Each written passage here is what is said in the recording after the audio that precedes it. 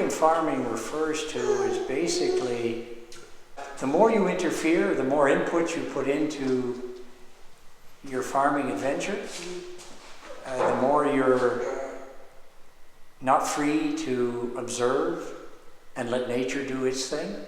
So I think freedom farming is really ultimately what we all want to see in terms of sustainability. It's the ultimate opposite of control, which is the way we viewed agriculture, where we're trying to grow something that wants to die and we kill everything that wants to grow using herbicides or whatever. So you want to really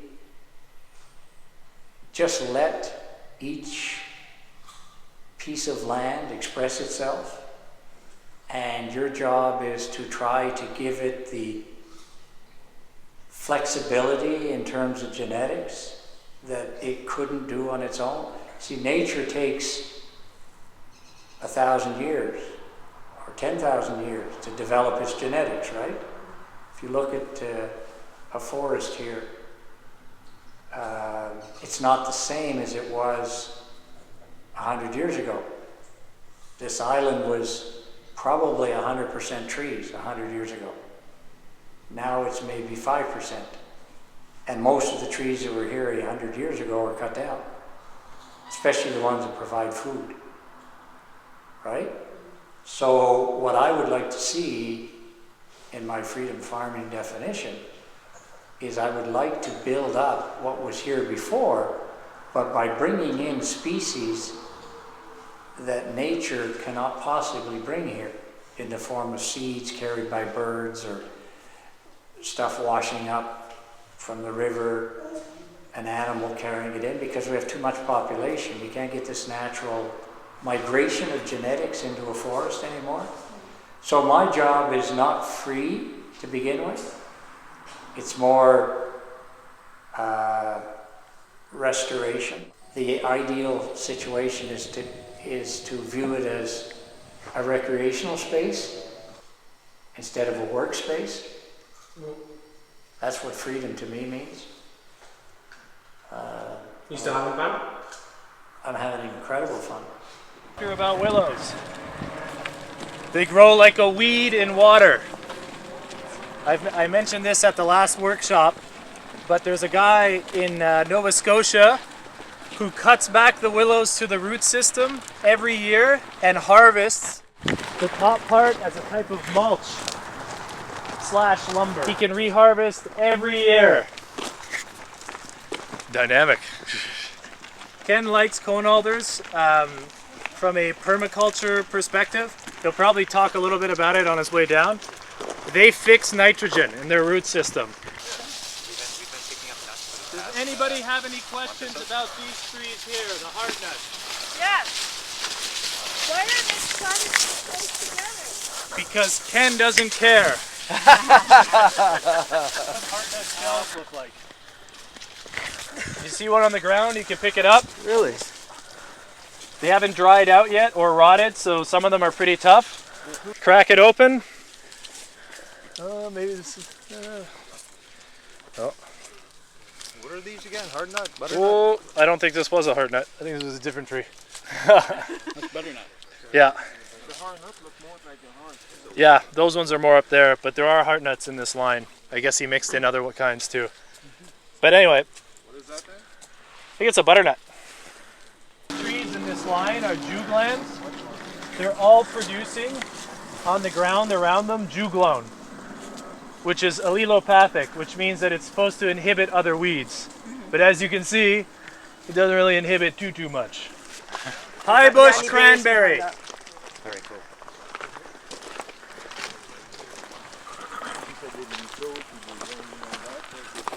These that we're walking under here, Argousier sea berry.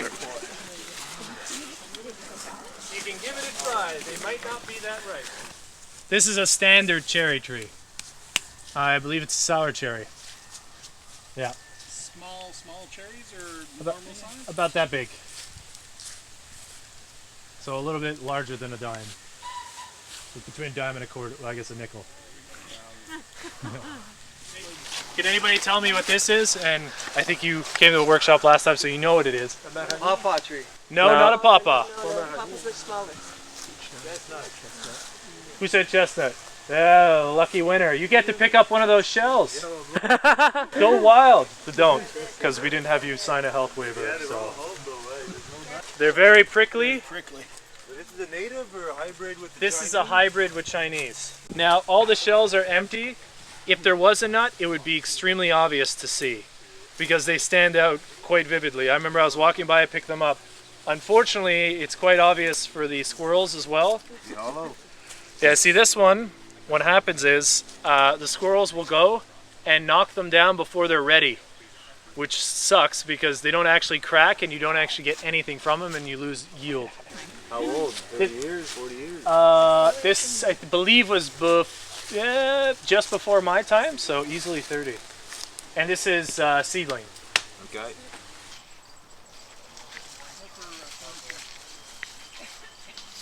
How you guys making out? Hanging in there? Thought that was you in the back. Of course it was me. Food doesn't have to jump out at you or impact your present terrain. You can hide it and blend it in.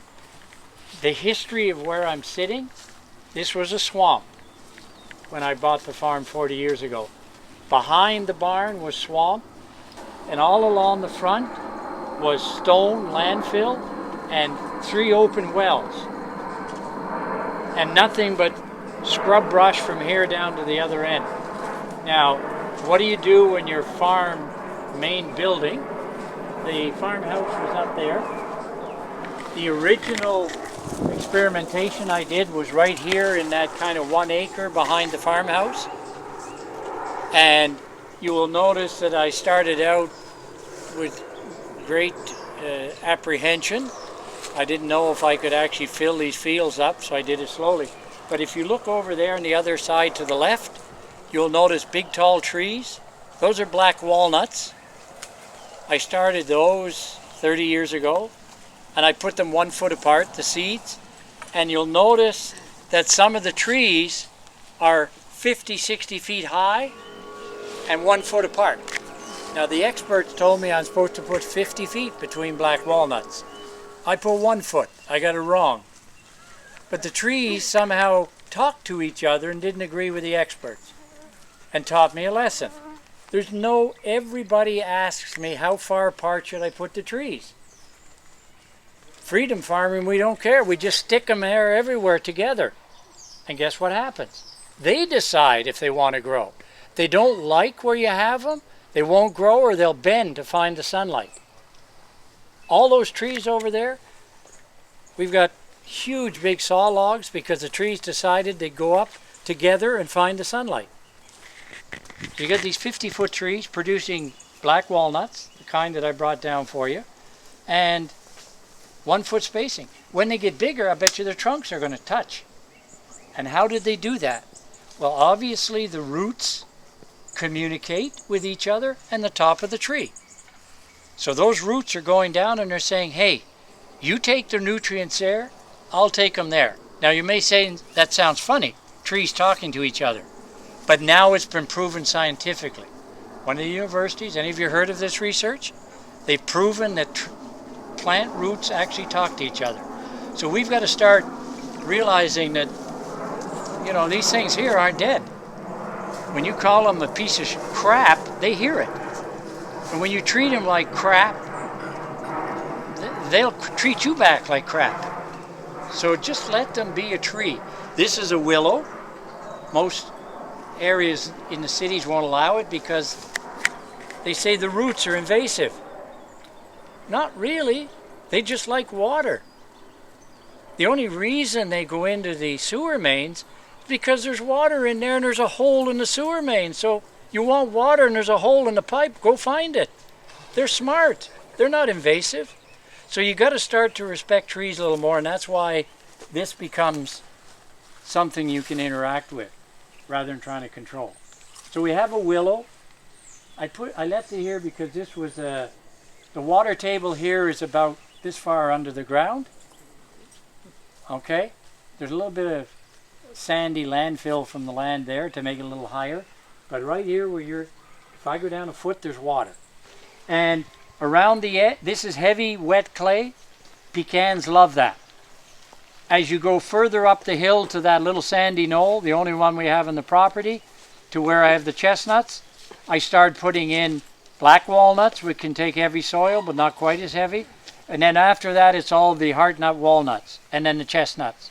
And then I put a few oaks up there, like the pin oak. I don't know if you saw those.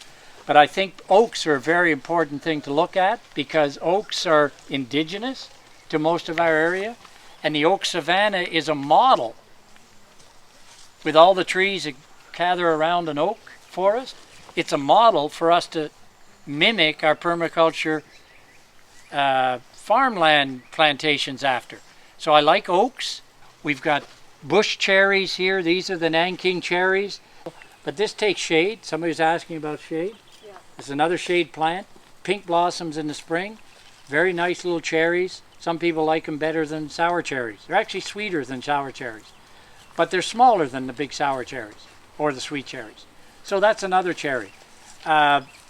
Further down the ridge here, I've got a whole bunch of cornelian cherries. Now, by the way, a cornelian cherry, you know what it is? No. It's a dogwood. We have dogwoods all over our fields when I first came here. So I said, why aren't we planting a dogwood, a native across Canada, hardy, grows anywhere, heavy clay, light soil, upland, lowland. Why aren't we planting cornus, which is dogwood? Well, most of the fruit, the birds eat it. The Indians used to mix it with stuff and eat it. But why don't we have a cornus that's edible? Because there's always something in nature, in a species, that's edible. So I went to Europe and I found out over in Europe that this cornus mass, cornulier mass from Europe, was the one they used over there as a replacement for kind of a cherry plum kind of food. Okay? Very, about, you know, they're about the size of the end of your little finger. I've got some of them now maybe up like that, selections. But to me, it represents the best of the cornus species to mix in an edible forest. So I got a lot of those down here. The high bush cranberry, you'll see those all over the property. Those berries stay on all winter. Now, anybody making the real cranberry sauce for Thanksgiving from these? Anybody? Anybody here? 0 for 40, okay. That's what your grandparents used to make their Thanksgiving cranberry jelly out of. They still do? They still do in some parts. And the taste is phenomenal. I've talked about kiwis before. We just built this bench this spring, and I stuck a kiwi plant down there. And I told the guy who built it for me, just make sure you pull the kiwi plant up through here. And he did. And you can see this summer it's starting to do its job. This one here is climbing up the rope. This one here behind you, remember I said behind the barn, there's a kiwi. I put that one there about 10 years ago. You can see what it did. Oh, wow. If you don't believe it's a kiwi, open it up. Taste it. Yeah. They're very small. It's a kiwi. Is he good? Mm-hmm. Very good. On the fence, can anybody tell me what that is growing there, that vine? That's Penn Taylor. Oh, the vine growing on top of the Asian pear. Hops. Hops, Yes. that's right. Yeah. Specifically Cascade. They're all pretty dehydrated. Since the ice storm, what's that, 20 years ago now? Yeah. It's been quite a while. The ice storm here, Beaconsfield, Point Claire, all the West Island communities, nobody wanted chips back then. So they were piling up in the municipal garbage areas. So I allowed them to dump these here. They brought it right up to the top of the barn with chips, big trucks. And I just let them all go down, and now I have very good compost there in that swamp. So that's why I use it to grow bananas, and I put the pawpaws over at the edge of it. I use it to do seedling evaluations and so on. You'll look next to the banana. There's a whole bunch of pawpaw seedlings there in the shade of the banana. And if you go to the other side, you'll see persimmons. Persimmons, by the way, anybody like persimmons? Yes. Yeah, they're very nice. Unfortunately, the tree right behind the banana there, you'll see maybe the dead stalk of it. I had a guy, the fellow that drops chips, he backed over it last year and killed it. but that's fine. It was a female. So I got another male over here started. You can see there's a male and a female there. I put them over there where they're, you don't notice here, but there's a lot of things. A lot of other edible things. That's the red star plum, that little tree there that never gets black knot. There you have a red Arctic, Prunus nigra Canadian, Prunus inistia plus Prunus nigra. That's a cross between Japanese and Canadian. Those are black knot resistant plums. Down through the middle there you've got pomegranate, peaches, red leaf peaches, edible bamboo, all sitting there. You see the tall tree growing straight up to the sky? That's a seedling pear that's loaded with pears still. Oh, you can see the pears. You can see them. If you look, that's a whole line of seedling pears. Oh, there's an apple stuck in there. Oh, you go further down, I see Grapes. grapes. Look at the grapes way up in the top of that tree up there. See them up there? There's probably 150 pounds of Tuscany red grape. It's a seedling that can take zone 2 and makes tremendous Chianti type wine. Those are American chestnuts. You'll see the burrs at the top of the tree if you look carefully. See the tallest ones? Those are chestnuts, full of chestnuts. All in that little polyculture there. Pecans with the shrub cherry olives. I put a pomegranate right there. Pomegranate is only good to -20. So I figured if I put it, the northwest winds come straight out of there. So if I've got the windbreak there, then more bushy windbreaks, maybe this will collect a lot more snow. And under 2 or 3 feet of snow, maybe that pomegranate will only feel -20 rather than the -35. So I left it there and it did come back. But it took so long to come back that it has no flowers. So I'm hoping that it'll harden off. That's the second stage to growing fruit trees, acclimatization. This guy's looking at my pomegranate. He's a pomegranate enthusiast, he asked me. This is a pomegranate where the seed is soft. So you can chew it without that, going down whole and coming out whole. You may be able to harvest some of the nutrients inside the seed. And next to it, you'll see 2 little plants coming out of the ground. Those are Fioja, which is considered a tropical fruit. Fioja, pineapple guava. Ever heard of it? They're delicious. They can take -20, like a fig. I left them out last 2 winters. But boy, look, they have a tough time coming back. So they're not acclimatizing very quickly. I have medlars here in the field. It's probably 50 feet away. I have medlars. Actually, there's 3 or 4 medlars over there. They produce a little fruit that you actually have to let it rot for 2 months before you can eat it. How's that? A fruit that you want to rot before you eat it. And it tastes better after it rots. It sort of forms a leathery skin, and the flesh inside becomes soft and almost prune applesauce texture, very sweet, very fruity, and very revered by people who've actually tasted it. And there's nobody growing medlars commercially. So if you grew them, unlimited market. Why do I grow bananas? Because I think we can grow anything in northern climates, outdoors, if you learn what the plant wants.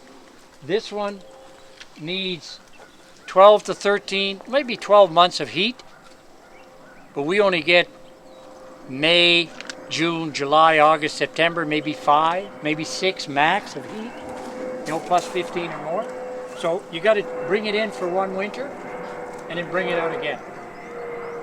I've got to take that in because if it was ready, it would send out a great big flower head with a couple of 100 bananas on it. So I'm going to take it in.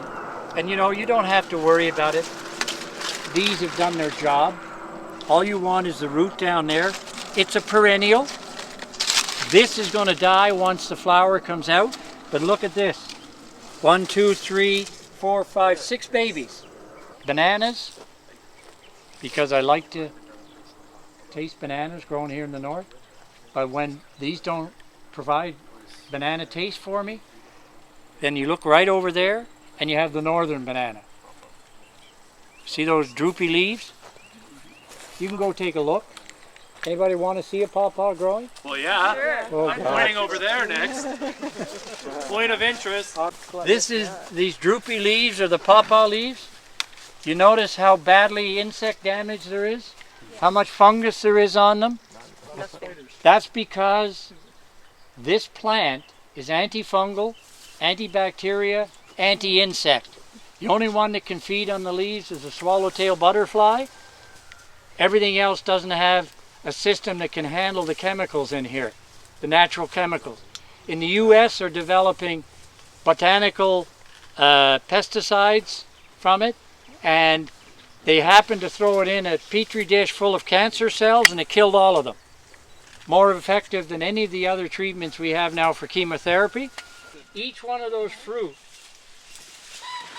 one pawpaw has the equivalent nutrient content as a mango, a banana, an apple, an orange, and a pear. You add all the nutrients together of those 5 fruit, it equals the same nutrients total that you would find in one pawpaw. So that's how nutrient dense it is. Don't touch them. In North America, the largest indigenous fruit in Here you go. He touched It one. fell. It fell on the ground. I swear I didn't take it off the tree. It's not ready. I know you didn't, Nick. Oh, I wouldn't dare. He was afraid for his it's not a fresh He was grape. afraid for his arm. This one's not quite ready, but you'll see it's like a banana. This is a small one. Last year I had them up to 350 grams. A pound is 454. There are some that can grow to 454 grams. An average banana is about 130 grams, but they're not very dense. These are really heavy. Okay, so you get very dense fruit, all packed in this little package. Anyway, this one is green like a green banana. It's not ready, hasn't got the smell. Okay, and what it's going to do is you eat as well? You You eat the skin right through, or is it? can eat peels? everything. The Everything only on it? thing you cannot eat is there are seedless varieties, but I don't want those. So this is a seeded variety. You have to make almost an erotic kind of connection with the seeds because they slip around in your mouth in amongst the custard, mango, banana, vanilla, butterscotch erotica that's inside there. It is a sensual experience to eat a pawpaw the first time. I tell you, 2-3 years ago, my first time, the seeds have got this very thin, silky kind of transparent coating that kind of slips off, and if you're not careful, the seed slips down your throat because it's like a very smooth kidney bean, and it's very, very slippery, and the skin is slippery, but the skin is extremely sweet. So this was, I guess, nature's way of getting an animal to pick up the seed and carry it. But what I had to ask myself, I could talk for an hour on pawpaws. This guy here is an Illinois ever-bearing mulberry. It stopped fruiting about a month and a bit ago. I think the last workshop there was 1 or 2 fruit on it, but not much. It starts fruiting around the same time as strawberries, and it stops at the beginning of the school year. So when I was younger, at the end of the school year, when I get off the bus, I could eat these, and then I could eat them all summer long, and then at the beginning of the next school year, I was still eating them. But it's pretty cool. Very popular with the birds. This tree here, extremely vigorous. I think it's only 4 years old. Like, mulberries grow super well, especially from seeds. I've been playing around using them as rootstocks for fun just because their root system's so vigorous. But it's definitely an awesome tree for your backyard. From an economic point of view, it is tricky to harvest because it's everbearing, uneven maturity, because it's constantly producing fruits. But if you want something that's delicious for you, your kids, and your family, you definitely need one of these because they're awesome. This is a peach that didn't do very well. Why? I leave it there to remind me. a mouse, like the bark, so it ringed it. So when anything gets ringed, I just leave it to see what happens, because the variety on the top is different many times from the rootstock on the bottom. This got ringed too. This is a meddler. Okay? Now, guess what came up from the bottom? A meddler.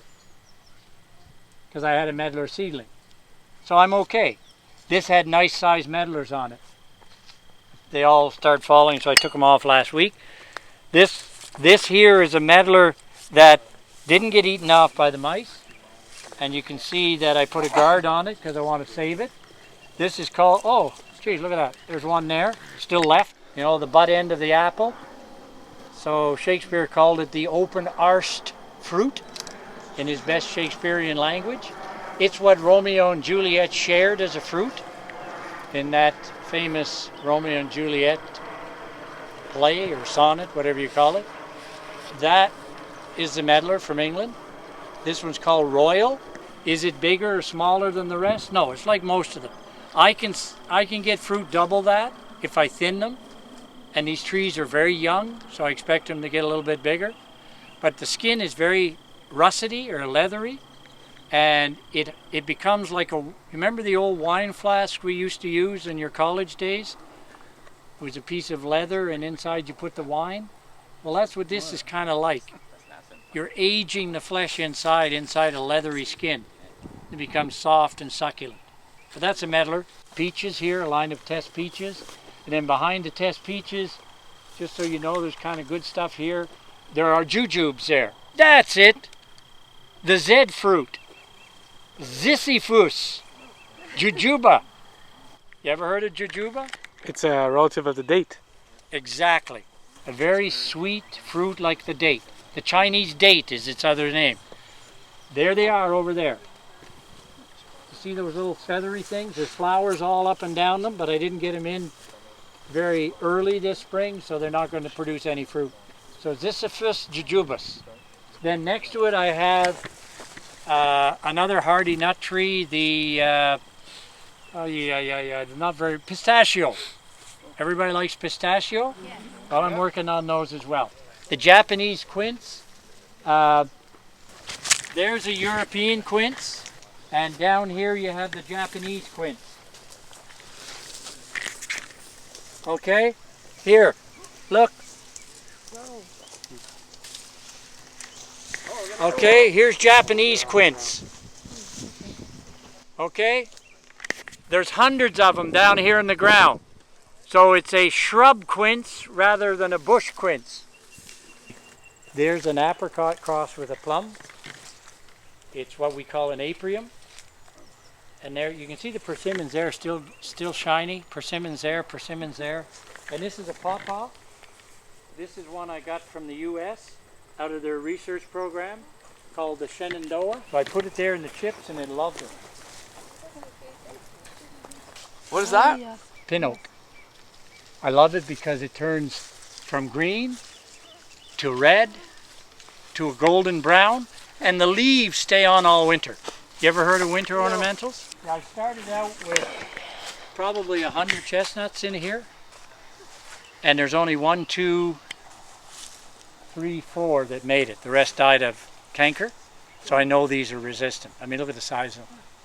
There's no oozing cankers on them or anything, so I know they got a little bit of genetic difference from pure American. Castanea is a chestnut, so if you get a little bit of Americana crossed with the Chinese, you end up getting resistant to the chestnut blight. So they're probably 95%, 98% American sweet chestnut with a little bit of Chinese blended in. We don't know how much. So what can I put around it?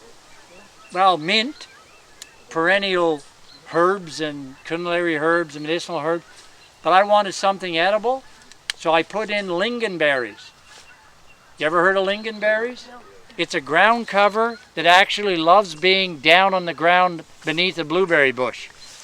If you ask any Russian or Swedish or Scandinavian country, they go to blueberries and yay to lingonberries.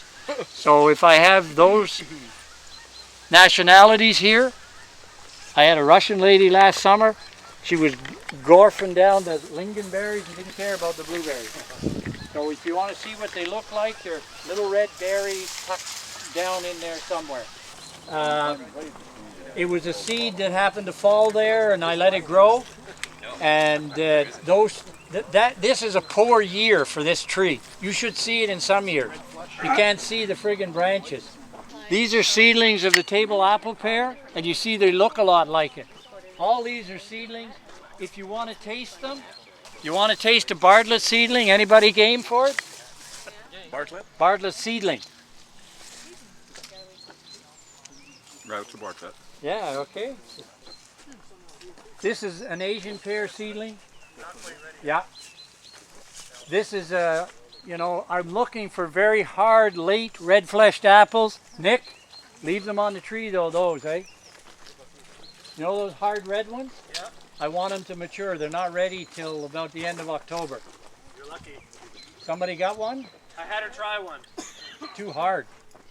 It's like a rock. Pretty cool though. Yeah, this is a very, very dark, very hard red apple. So I call it hard red for now. But it doesn't really develop its flavor until the 1st of November. Well, I have a little statement, food for thought. With apples, fun fact, most of the beneficial compounds are actually found in the skin layer.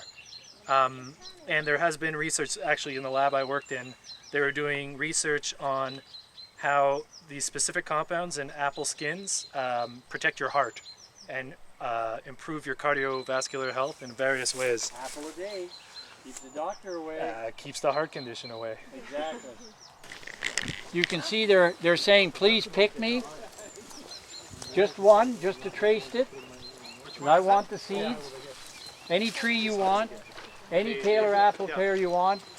Take a crunch and tell me your excitement. That's a perfect crunch. The more yellow and red they are, the different flavor from the dark, the greenier ones, which are more crisp. It's so weird. How old would these be, They taste like a pear. These are all 20-some years old, 25 years old. You want to taste it if you want to have that a few? one there had Go the for it. top break off last year, and look what it did. It came back with some new water suckers this year. And A good way to find out if they're ripe is to just go against the grain.